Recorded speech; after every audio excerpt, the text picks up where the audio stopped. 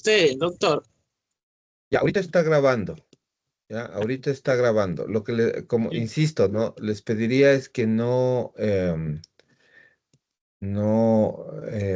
hagan una duplicación, porque, claro, si me sacan de la grabación, yo ya ahorita dejo grabando, pero si por alguna circunstancia, nos salimos de la grabación, ahí se complica todo. Bueno, en fin. Ok, vamos a hablar de este sistema de estados, ¿no? El sistema de estados de civilización europea implica, lo primero es un incremento o un agrandamiento, si ustedes quieren, primero geográfico y segundo de población, ¿ya? Implica un crecimiento, por así decirlo, de la parte geográfica y de la parte de población, ¿ya? ¿Y por qué se da eso? Porque empieza un proceso en Europa que está asociado con la ocupación y europeización de América. Es decir, estamos hablando de siglo XV, finales del siglo XV, 1492.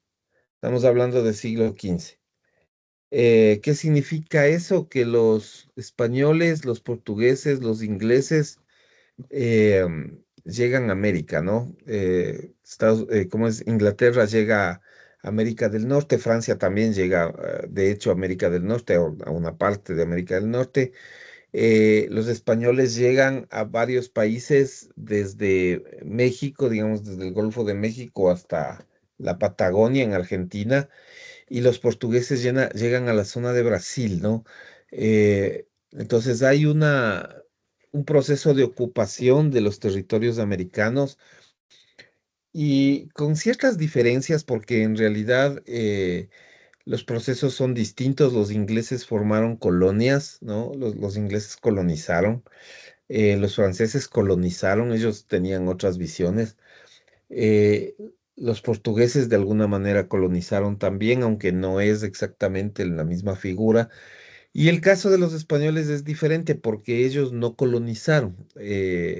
A pesar de que nosotros reiteradas ocasiones y en varios libros incluso se habla de colonia, en realidad no es tan exacto el término en el caso de España, porque España lo que hizo fue crear virreinatos. O sea, ellos en España, en el caso de Nueva Granada y España, ellos de alguna manera sí crecieron geográficamente en regla estricta.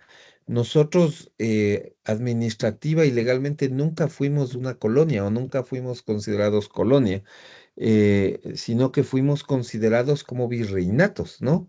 Y entonces, claro, se establecieron aquí dependencias que estaban relacionadas directamente con el rey y la gente que estaba al frente de estas dependencias, pues le rendía cuentas de forma directa, ¿no? No tenían intermediarios.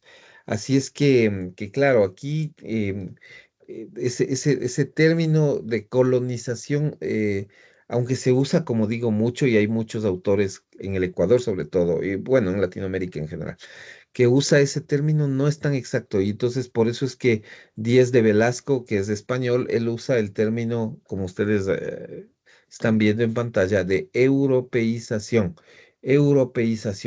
más que colonización, ¿no es cierto? Que colonización es una derivación del nombre de Cristóbal Colón, ¿no? Es como que si él hubiese, digamos, manejado el tema como una colonia, ¿no? O sea, digamos, un lugar dominado por España. Y no era tan exacto ese término, ¿no? Es más un proceso de ocupación y un proceso de europeización. Bueno, esa es una primera cosa que pasa, ¿no? Y claro, ¿qué es lo que va a pasar? Que esto sucede A partir de 1492, cuando llegan los españoles a América, eso es más o menos siglo XV, ¿no? Pongámosle aquí la fecha para más o menos tener una idea. O sea, estamos hablando más o menos de siglo XV, ¿no? Pero luego se empieza, ustedes saben, digamos, la gente que vivía aquí en América como que no le gusta mucho a la final el sistema, ¿no es cierto? Y, y claro, digamos que entre el siglo XVIII, finales del XVIII y comienzos del XIX, empieza a producirse un proceso emancipatorio, ¿no? Entonces, se produce la emancipación de América respecto de Inglaterra y España, ¿no?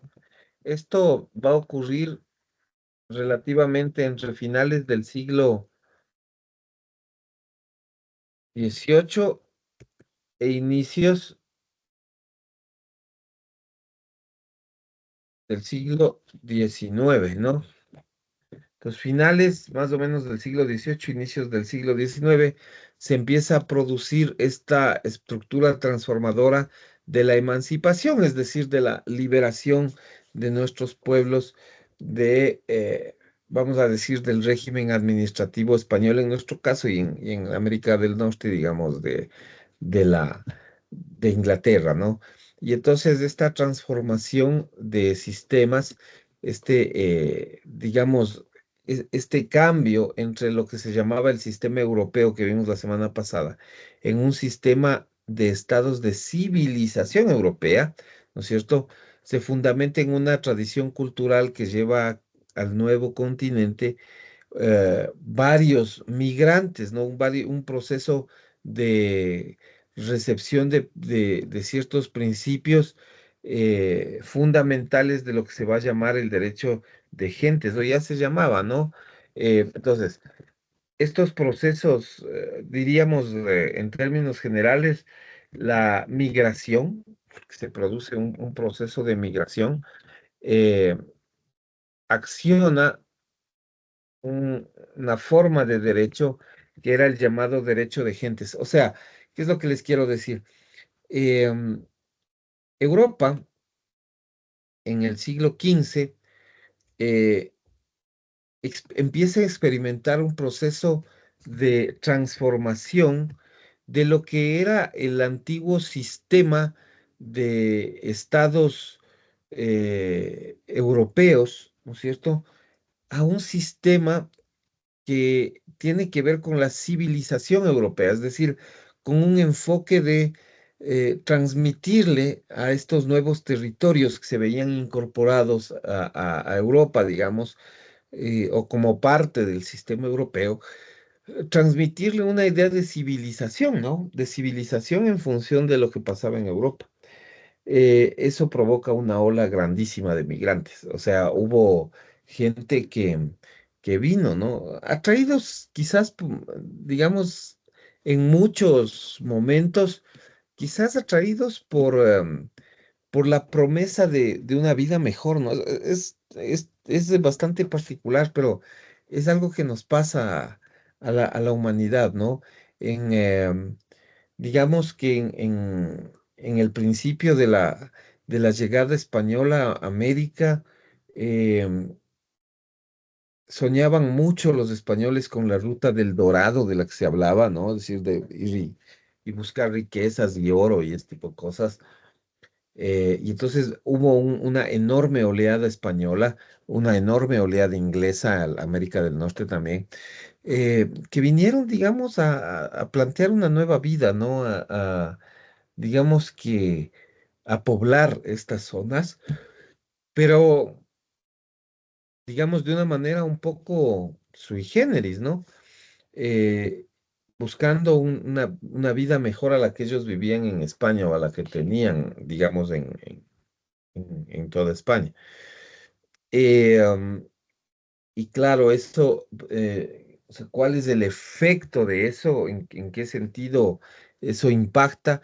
Es que hay unos una incorporación de un derecho que tradicionalmente en Grecia había funcionado como el derecho de los extranjeros, ¿no? Es decir, el conjunto de normas jurídicas que se aplicaban a los extranjeros que llegaban a Grecia y después a Roma también, que es este famoso derecho de gentes, ¿no?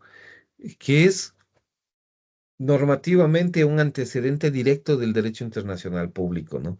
Entonces, este cambio o esta transformación, ¿no es cierto?, del sistema de estados a otro que está caracterizado básicamente por la ampliación geográfica del sistema, ¿no? Em, trae en primer lugar modificaciones en ciertas concepciones políticas, ¿ya? Eh, también, digamos que una de las cosas que se admite, por ejemplo, se admite que los estados, ¿ya? Tienen una condición bien particular, son soberanos, ¿no? Esa es una primera cosa que empezamos a pensar en este sistema de estados de civilización europea. Lo primero es que empezamos a admitir que se trata de estados soberanos, ¿no? Pero también al mismo tiempo, al menos de facto, dice, ¿no? Días em, eh, Díaz de Velasco nos dice, bueno, se produce una idea de que los estados son soberanos, pero al mismo tiempo hay desigualdades entre ellos, ¿no? Son desiguales,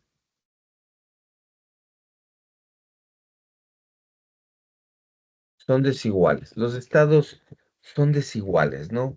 Entonces, son, tienen un poder, ejercen un poder sobre su territorio, sobre su población, pero no son iguales entre ellos, no son iguales, ¿ya? Y esto significa una cosa, necesitamos establecer, o sea, por esta razón se requieren establecer primero acuerdos entre los estados, porque efectivamente son iguales, y necesitamos establecer equilibrios. Necesitamos buscar la forma de equiparar lo uno con lo otro. Esa es la esencia de este momento, ¿no? Em, Pero digamos que estas que son transformaciones de carácter político, yo creo que le vamos a poner aquí, ¿no? La parte de las transformaciones políticas,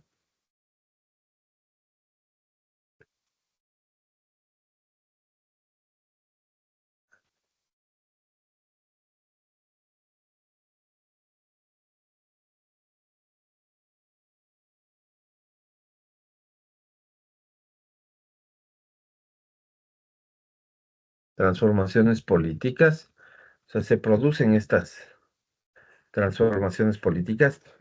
También se producen unas transformaciones sociales y económicas. O sea, no solo es un tema de reconocerle al Estado como soberano, sino que también se presentan ciertos cambios que ya tienen otro tipo de trascendencia, que son cambios económicos y sociales, ¿ya? Y aquí vale plantearles que dentro de esos cambios económicos y sociales juega un papel muy importante eh, la revolución industrial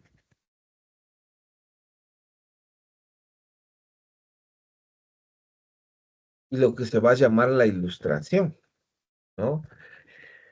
Y son dos factores bastante importantes, bastante trascendentes. ¿Por qué? La revolución industrial trae desarrollo científico. La revolución industrial nos muestra otra dimensión, ¿no? Nos muestra otro tipo de organización. Cambia la estructura del mercado. O sea, imagínate lo que pasaba en muchos fundos y en muchos, digamos, feudos antiguos que era que la fabricación de los bienes y servicios era lenta, ¿no? O sea, vamos a suponer que tú querías comprarte un par de zapatos. En tu pueblo tú te ibas al zapatero, porque era el que hacía los zapatos, o sea, físicamente. Te tomaba las medidas y probablemente le tomaba hacer tus zapatos una semana. Eso hace que el sistema económico se mueva más lento. Pero, claro, ahí viene la inclusión digamos, de la revolución industrial y lo que te hace como efecto, o sea, el efecto directo es que tú ya, primero ya no vas a esperar una semana para recibir tus zapatos. ¿Sí se me escucha? Parece que se me fue la señal. ¿Me escuchan? Sí se escucha. Sí, Dale. doctor, sí se lo escucho. Ya. Ah, ok, gracias. Sí, porque vi que me quedé congelado, entonces pensé que me había quedado sin señal. Bueno, la idea es que, claro, con la revolución industrial ya no te vas a demorar una semana en comprarte un par de zapatos hasta que fabrique el zapatero, porque ya vas a empezar a tener máquinas y vas a tener obreros especializados. O sea, en hacer hormas, en hacer la forma del cuero, en darle el diseño. Y con las máquinas vas a hacerlo más rápido. Entonces la economía va a marchar, de hecho, bastante más rápido. Va a moverse con mucha más rapidez. Esas son las cosas que empiezan a cambiar. Son cambios económicos, ¿no? Y socialmente eso tiene un impacto, ¿no? Porque por ahí, el zapatero que tenía por ahí un ayudante o dos ayudantes, cuando empiezan a entrar las máquinas, quizás ya no necesitaba ayudantes. Y quizás más bien lo que necesitaba era una persona que sepa cómo operar la máquina. O sea, la especialización empieza a aparecer. Socialmente eso tiene un impacto porque mientras hay personas que van perdiendo el trabajo, pierden el empleo porque ya no pueden manejar la máquina, eh, hay otras personas que de acuerdo a su especialidad van a empezar a captar los lugares de trabajo más novedosos o más atractivos, ¿no?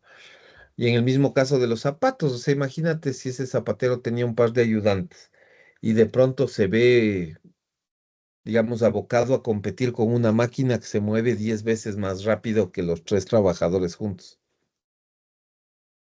Pues ya está, ya está. O sea, es casi imposible competir con eso. Entonces, eso cambia la estructura del propio mercado, ¿no? Em, Esto hace una cosa que es bastante importante y es antecedente del capitalismo, ¿no? Introduce el individualismo. Claro, porque cada uno va a empezar a ver por uno mismo. O sea, yo me voy a interesar en seguir aquellos aspectos que me generen más ingresos económicos para mi persona, por ejemplo.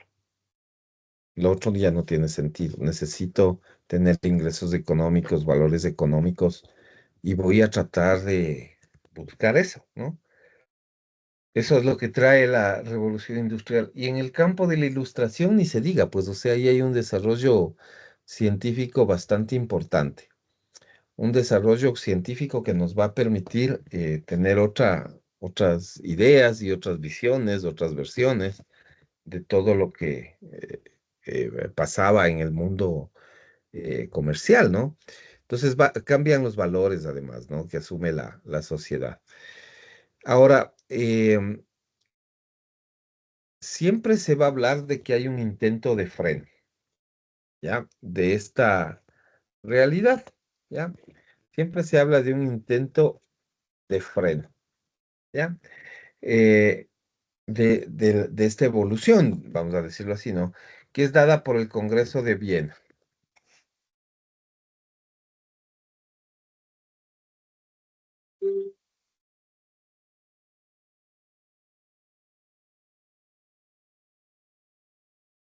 1814 a 1815, ¿ya?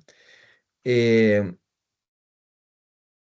y empieza a chocar porque si tú te pones a pensar, cuando entra el elemento individualista, pero quizás con más fuerza cuando empezamos a hablar de los valores que asume la sociedad, ¿no? Las condicionantes de la sociedad. Eh, Vamos a ver que no todos aceptan con el mismo entusiasmo estos cambios nuevos. Y es bastante lógico, ¿no? No todos están obligados a aceptar este tipo de nuevo estado, si tú quieres, ¿no? Este nuevo estado americano, ¿no? En donde ya no tiene injerencia la forma europea de esos años, ¿no es cierto? Entonces, eso hace que de alguna manera la comunidad internacional de estados deje de ser europea, ¿no? O deje de pensar en esa clave europea, aunque dichos estados son herederos directos de esas antiguas culturas, ¿no? Y a través de la doctrina Monroe, por ejemplo, que esta es la idea, ¿no? Aparece la doctrina Monroe, ¿no? ¿Qué es lo que hace? Se establecen las bases del principio de no intervención.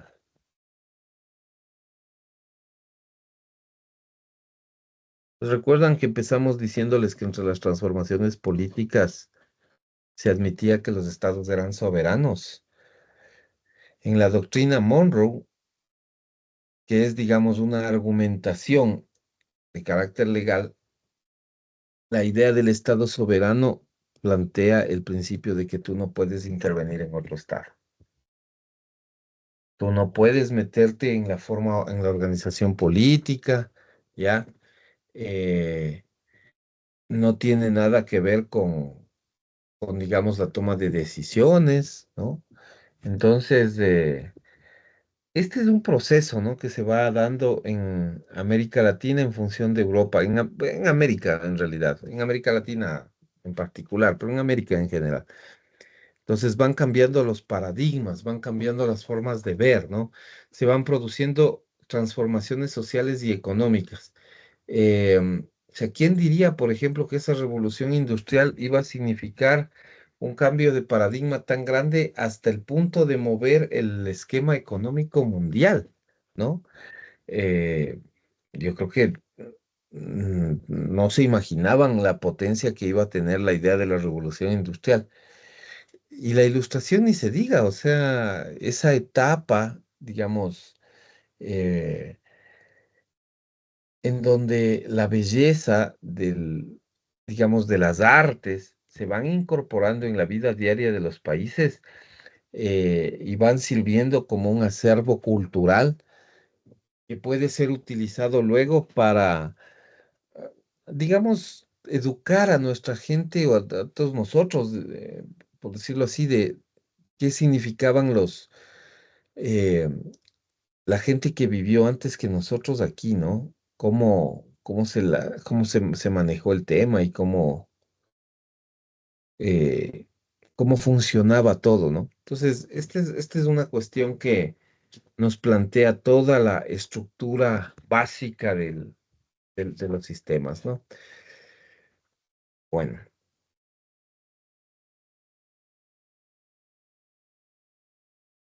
señorita Barre, preguntas, por favor.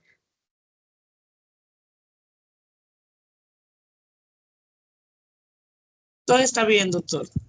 Ok, chévere, señorita Gutiérrez. No tengo ninguna pregunta, profesor. Ok, señorita Martínez. No, profe, ninguna pregunta por ahora. Ok, chévere, señorita Rivera.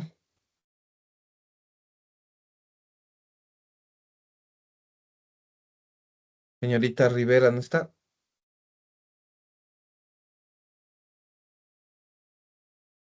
¿Nada? ¿No asoma? ¿No? Señorita Oña. No, ninguna, profesor. Ninguna, ok. Señorita Valencia.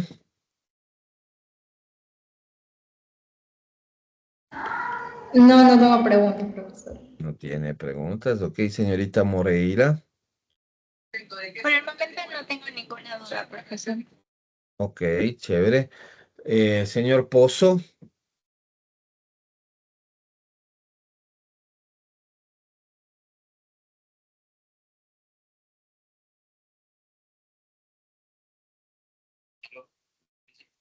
Señor Pozo, ¿qué dice?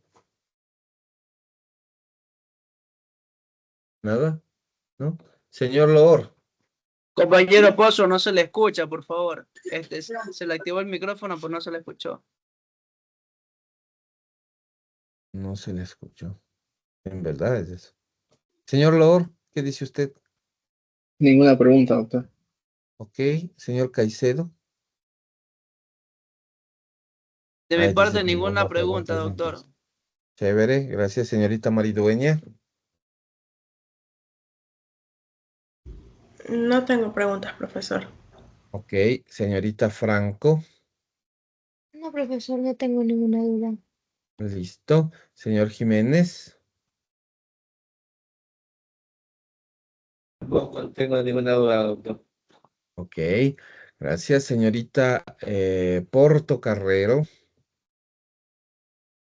Ninguna pregunta, profesor. Ok, gracias. Señorita Esprí. Ninguna pregunta, profesor. Ninguna pregunta. Bueno, en los próximos 5 minutos les voy a pedir que en el chat, eh, contesten la siguiente inquietud. ¿Ya?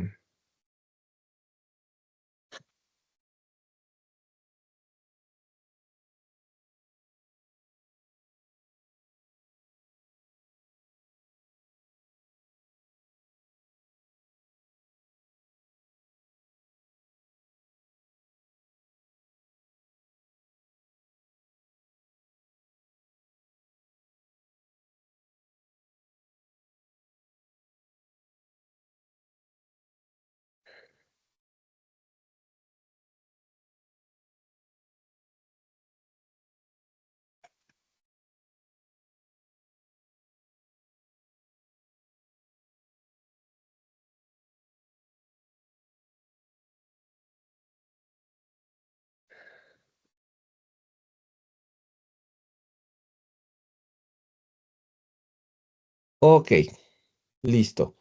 Van a contestar, por favor, la siguiente pregunta que aparece en el chat en los próximos 5 minutos, por favor. Profe, ¿ya la subió? ¿Ya? Es que ¿No no. se ve? A mí no sé, tal vez es mi internet. ¿Qué dice el resto? ¿Se le ven? ¿O no le ve nadie? Sí se ve la pregunta, doctor.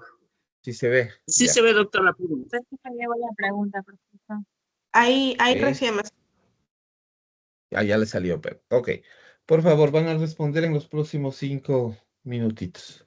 Hasta eso voy a cargar la copo porque voy a quedar sin batería.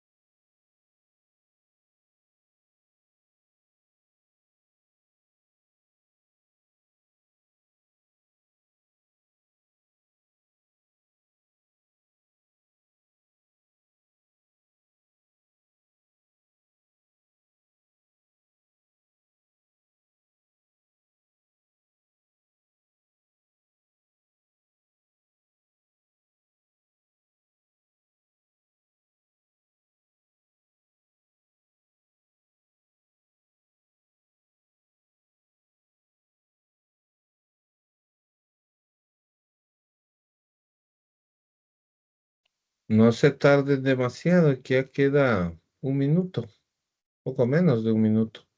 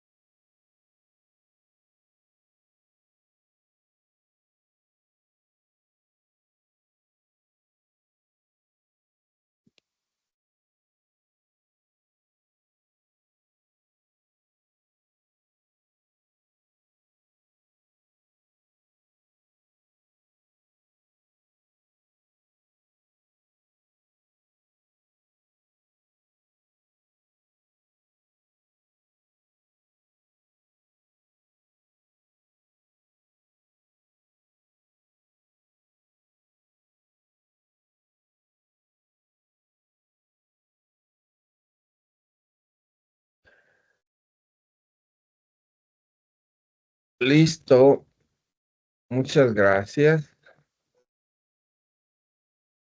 Em, ok, bueno, si no hay más preguntas, si nadie tiene inquietudes, terminaríamos ahí por ahora y nos veríamos mañana a las 4 de la tarde, ¿no?